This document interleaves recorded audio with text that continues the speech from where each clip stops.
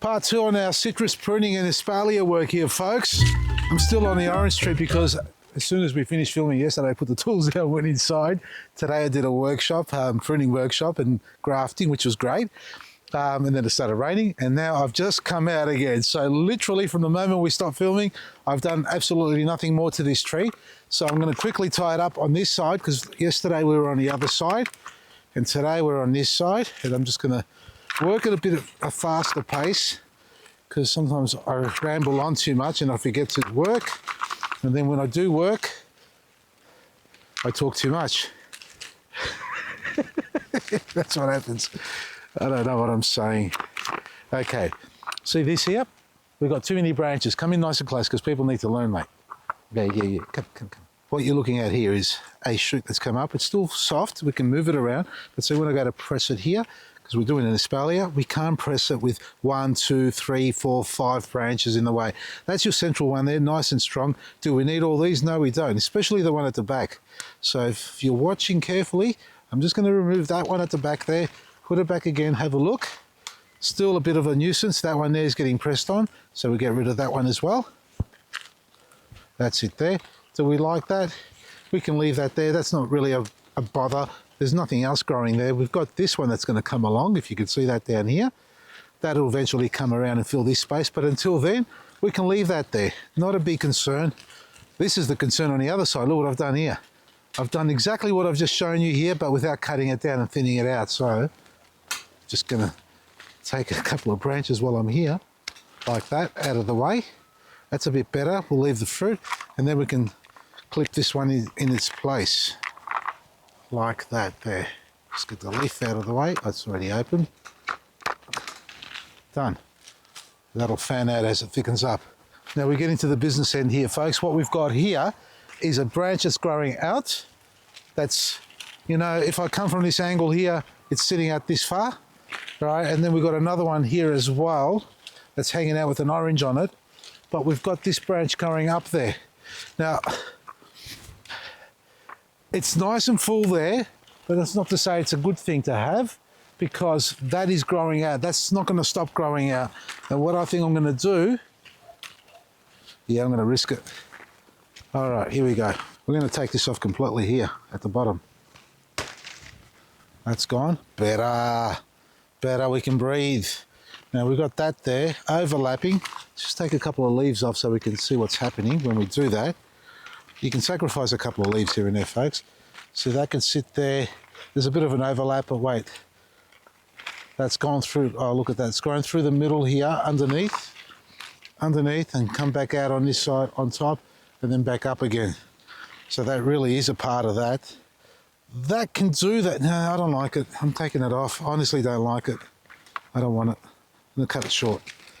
That's it there.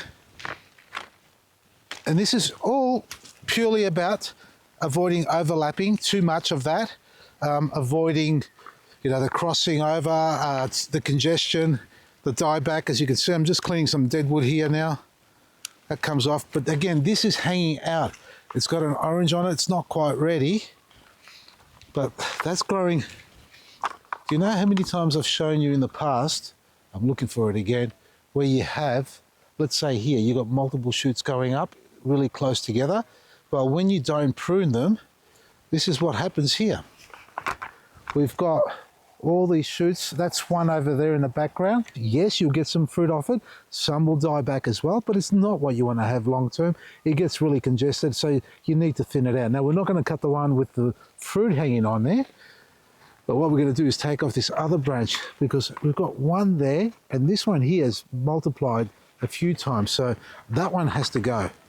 So for me, that one there, out of the way for now. We've opened up, we've got upright growth. Now we can see what's going on here. Now we can start reshaping it. That's not, should not be there. Now we can take this around and tape it there. That fruit's got to come off, but that's what we can do. That's a lot better.